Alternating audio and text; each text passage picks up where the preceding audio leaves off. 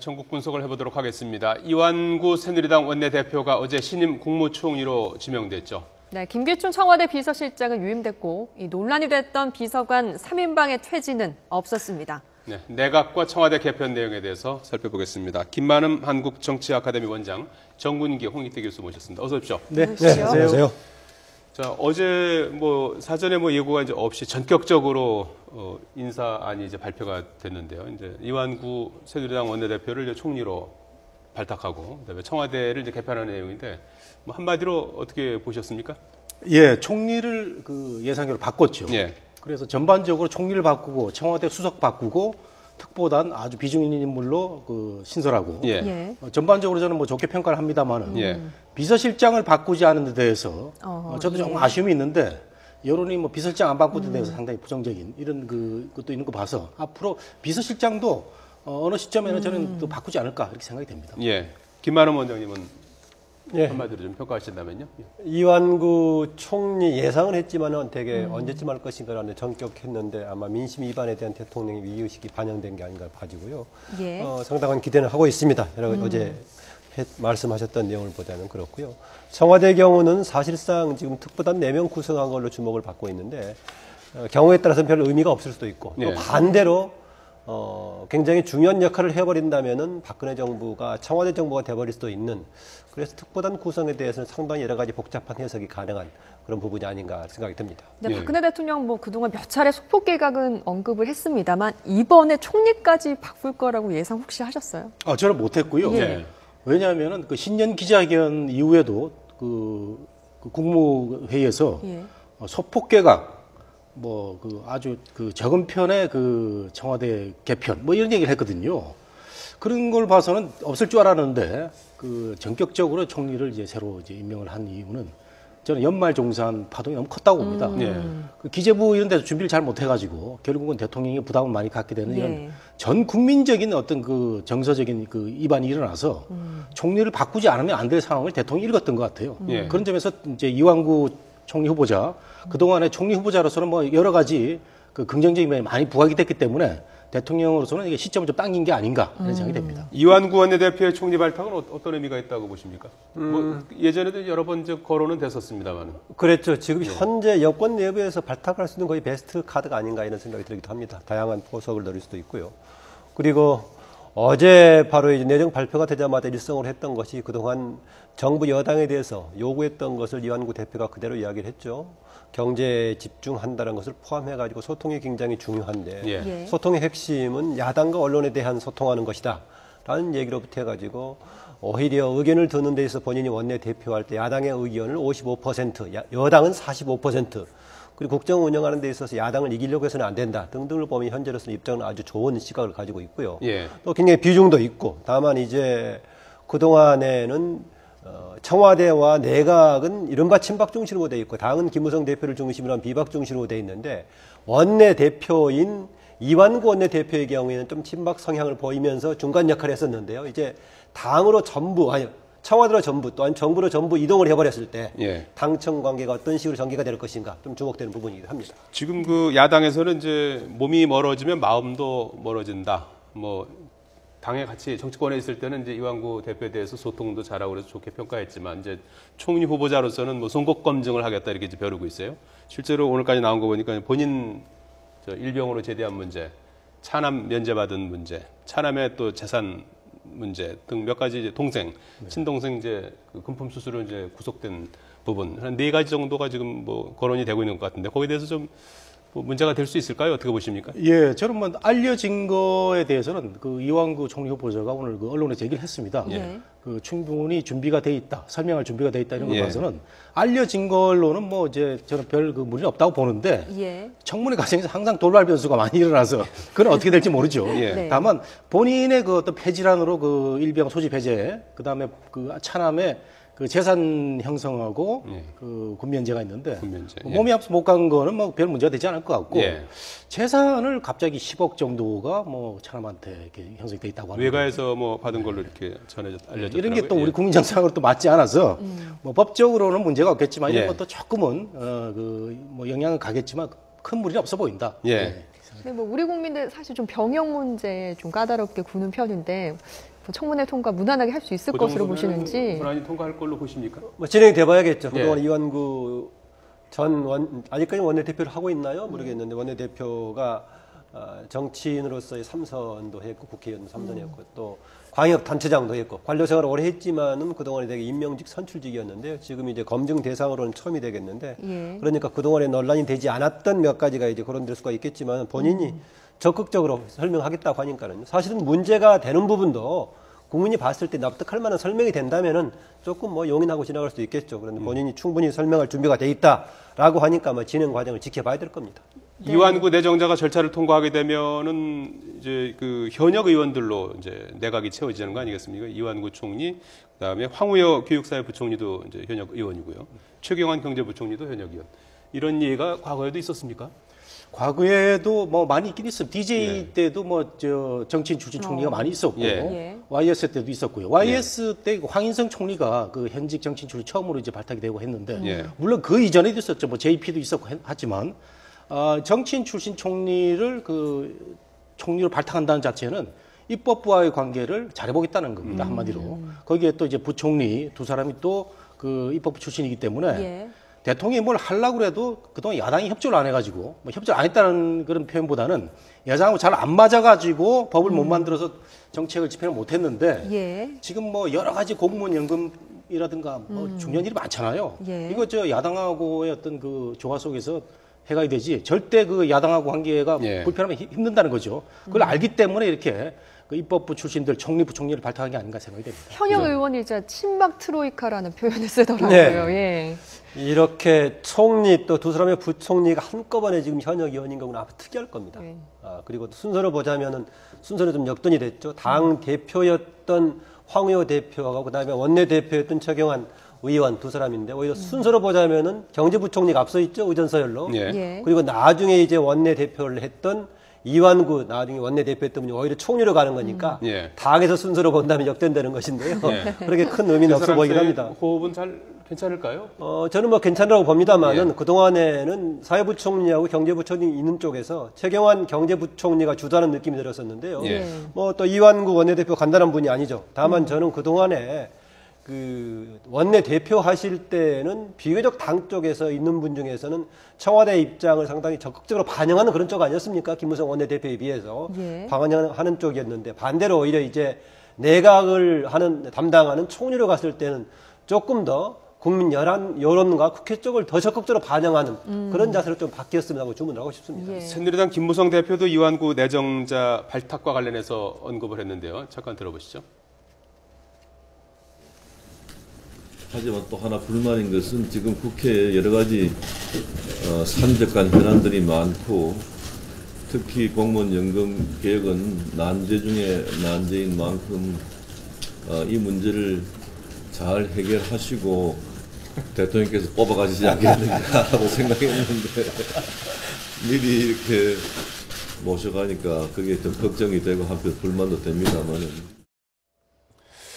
예, 지금 그 김무성 대표도 얘기한 것처럼 뭐 국회 현안이 산적해 있고요. 뭐 그것이 뭐 정부하고도 다 연결이 돼 있긴 한 것들인데 연말 정산 문제, 공무원 연금 개혁 이런 문제들도 있는데 이런 문제들을 푸는데 좀 좋은 계기가 될 수 있을까요?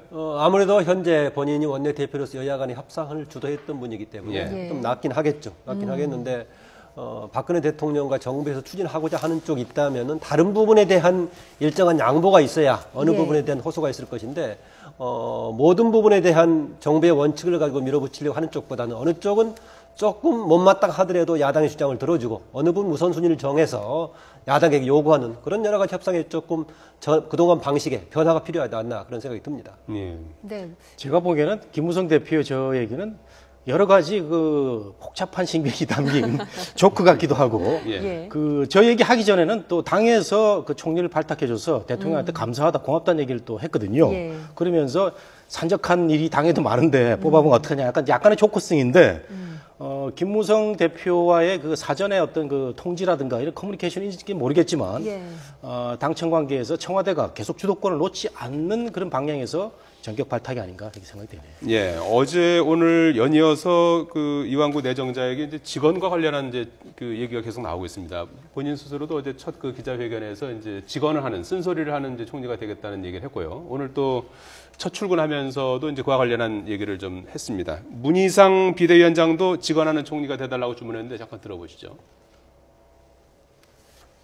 현실적으로 쓴소리라는 게 이제 주로 언론과 정치권에서 쓴소리가 보통 나오지요.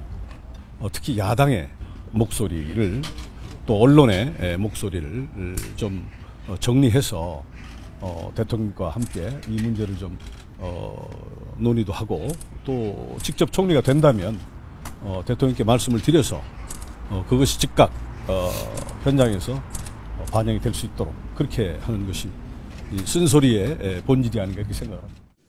많이 소통하세요. 특히 대통령과 소통할 것. 네. 대통령과 여당 얘기, 국민 얘기, 야당 얘기 일주일에 주례회동 2번 이상 하시라고. 네. 그래서 이거 아니오라고 말할 줄 알아야 돼요. 다 가만하시면 안 돼요. 이젠 달라. 네, 뭐 이완구 내정자가 대통령께 쓴소리를 하겠다라고 했는데 이걸 두고서 뭐 예. 책임 총리 행보를 하겠다라는 뜻으로 읽는 분들도 많으시더라고요. 이 책임 총리가 뭔지에 대한 설명과 함께 좀 분석을 부탁드리겠습니다. 책임 총리 이야기는 과거에는 개헌을 해가지고 이원 집정부제 형태 분권형 대통령제로 가는 게 필요하지 않느냐 얘기가 나왔을 때 현행 제도에도 총리에게 권한을 부여하는 책임 총리로 갈 수 있다라는 거였는데요. 임명권이 대통령한테 있는 것이기 때문에 엄격한 의미에서 책임 총리는 불가능하고요. 뭔가 지금 뭐 의전 총리가 되지 않고 적극적인 역할을 하는 것이 필요하다라는 얘기입니다. 그래서 저는 아주 긍정적인 기대를 하고 있는데 형식상으로만 보자면 지난번에 정홍원 총리도요. 본인이 사직하겠다고 했다 다시 복귀했을 때 대통령에게 쓴소리 하겠다라고 복귀를 했습니다. 그런데 예. 그동안에 진행되는 과정 속에서 정홍원 총리 역할을 보면 과연 했나라는 생각이 드는데 어쨌든 지금 시작하는 시점에서 그런 얘기 하시니까 좀 기대를 하는데 이런 거 있습니다.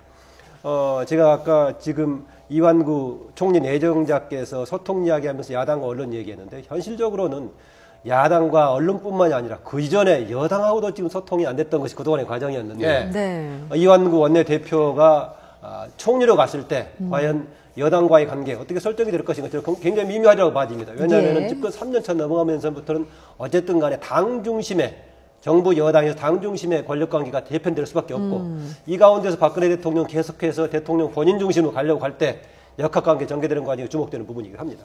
예. 자, 뭐 직원 쓴소리를 좀 많이 하는 총리가 될 수 있을 걸로 봐도 되겠습니까? 본인이 하겠다고 했는데 이제 저희 기대를 해야 되는데 네.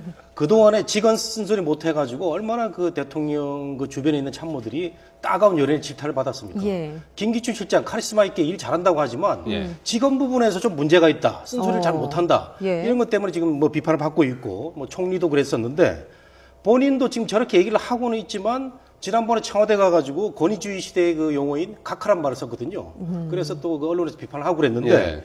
참 저 웃고는 있지만 이완구 총리 후보자가 웃고는 있지만 굉장히 그 힘들 수도 있습니다. 우선 박근혜 대통령의 카리스마가 강하고 예. 이제 원칙주의자이기 때문에 쓴소리를 어떻게 그 적절하게 할 것인가 이게 조선시대의 선비들은 그 왕 앞에서 아니되옵나이다를 목을 걸고 했는데 저는 뭐 본인이 마지막 공직이라고 생각을 한다고 하니까 국민을 위해서 대통령 앞에서 쓴소리 직원 오늘 얘기한 대로 그대로 좀 해서 뭔가 좀 그 정말 총리다운 총리가 되길 기대를 해봅니다. 예. 조금 더 부가드리자면은요, 지금 한 대로 가서 대통령은 그동안의 국정운영 방식, 소통의 방식을 바꾸는 역할을 할 것인가?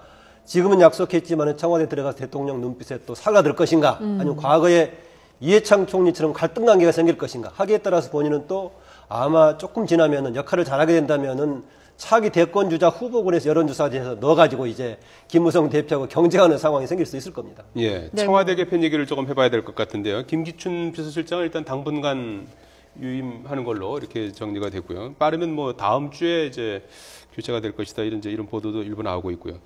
그다음에 핵심 3인방도 이제 역할이 조금씩 변경이 돼 있는데 정호성 비서관 같은 경우에는 이제 1, 2 부속 비서관을 이제 겸직하면서 오히려 역할이 커졌다 이제 이런 얘기도 나오고 있는 것 같은데요. 청와대 개편에 대해서는 어떻게 평가할 수 있겠습니까? 그 지금 많은 여론은 김기춘 실장을 왜 이번에 바꾸지 않았냐 예. 이런 얘기가 나오는데 총리를 바꾸다 보니까 제 생각에는 대통령이 비서실장까지 한꺼번에 바꾸는 게 좀 부담스러운 것 같아요. 그래서 그 언론에서는 다음 주까지 뭐 언론에 기대를 하고 있는 것 같은데 다음 주까지는 아니더라도 예. 적절한 시점에는 어떤 그 변화가 있지 않을까도 생각이 되고 이런 점은 예. 또 우리가 대통령의 생각을 하면 그 해야 할 필요도 있다 이런 생각이 들고요. 그 다음에 이제 그 새 비서관에 대해서 전면적으로 어떻게 뭐 퇴출을 시키든가 이런 걸 그걸 안 하는 데 대해서 그 불만이 많은 사람들이 있는데 저는 그 이재만 비서관의 그 인사위원회 참석 안 시키는 이것도 굉장한 겁니다. 그래서 그 근본적으로 어떤 그 전횡을 소지를 없앴고 그다음에 제2 부속 비서관은 원래 영부인 담당 관련 그렇죠. 일이기 때문에 박근혜 대통령이 필요 없는 거거든요. 예. 그래서 그 돌려가지고 국정 홍보를 맡겼는데 그 새 측근을 뭐 당장 나가라 이런 것보다는 예. 또 돌려서 다른 일을 하게 하는 것도 괜찮다. 저는 너무 한꺼번에 100%를 다 바라면 그 대통령을 너무 또 그 몰아붙이는 그런 분위기가 돼서 이것도 저는 뭐 한번 기대를 해본다 이렇게 판단합니다. 100%다 몰아붙이면 안 된다고 말씀하셨는데요. 100% 몰아붙이면 안 되는 말 맞습니다. 그다음 또 100% 그대로 유지하면 안 되죠. 그래서 예. 김기춘 실장을 불가피하게 앞으로 당분간 얼마 동안 일을 맡길 사정이 불가피하게 생겼다면은 3인방에 대해서는 조금 더 적극적인 조치가 필요했다고 봐지죠. 그 두 개를 같이 갔을 때 국민들이 얼마나 용인할 것인가 문제가 있고요. 제가 서두에 그런 얘기 했습니다. 이번에 또 청와대 개편에 주목받았던 이유 중에 하나가 특보단 4명을 발표했다는 것인데 특보단이요. 비상근 특보단인데 그동안에 상근하고 있는 수석 비서관들도 그렇게 대면복을 별로 못할 정도였는데 예. 과연 특보단이 무슨 역할을 할 것인가.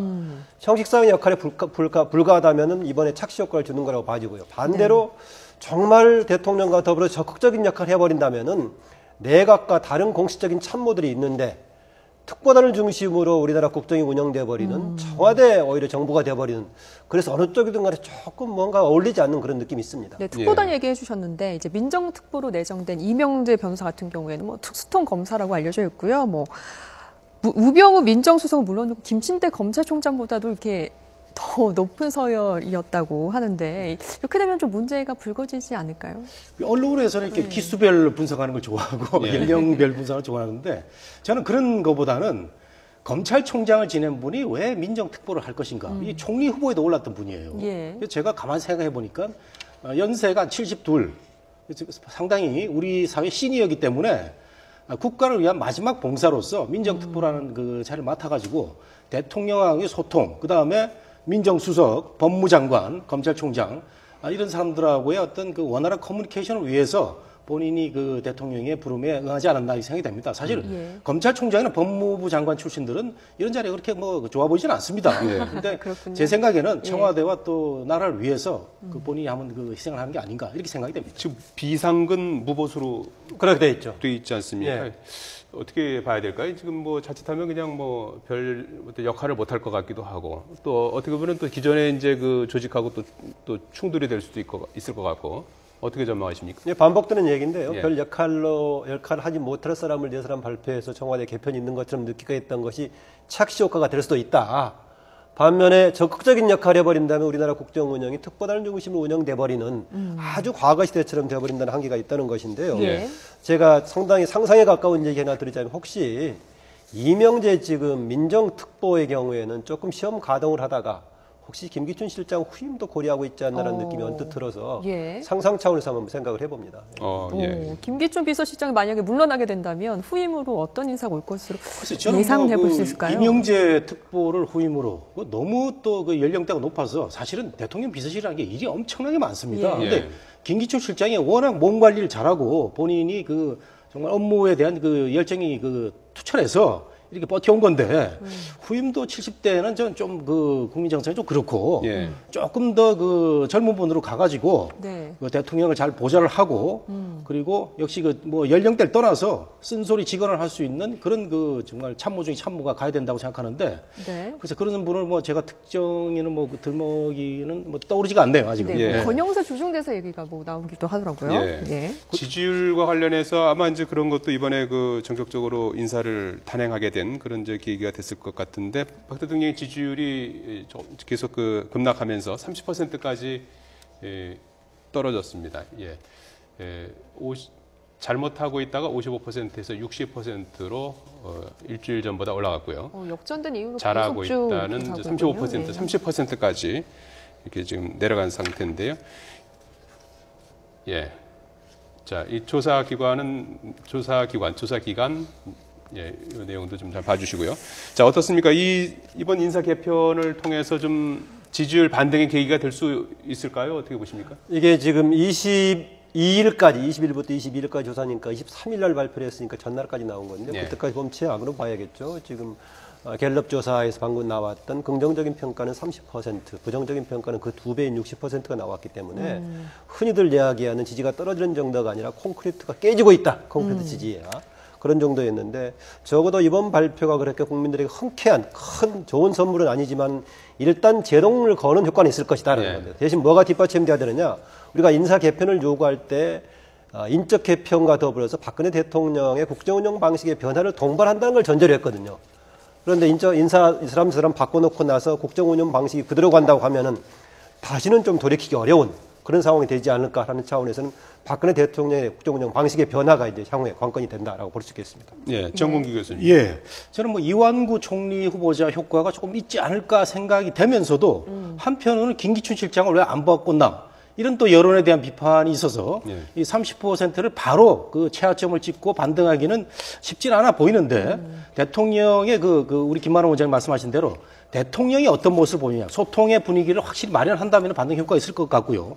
지금 연말 정산 이 소동 파란이 너무 크기 때문에 여권이나 청와대는 쉽게 생각하면 안 될 것 같아요. 이게 30%가 자칫하면 20%로 내려갈 수도 있습니다. 예. 네. 김만함 한국정치아카데미 원장, 정군기 홍익대 교수였습니다. 두 분 고맙습니다. 예.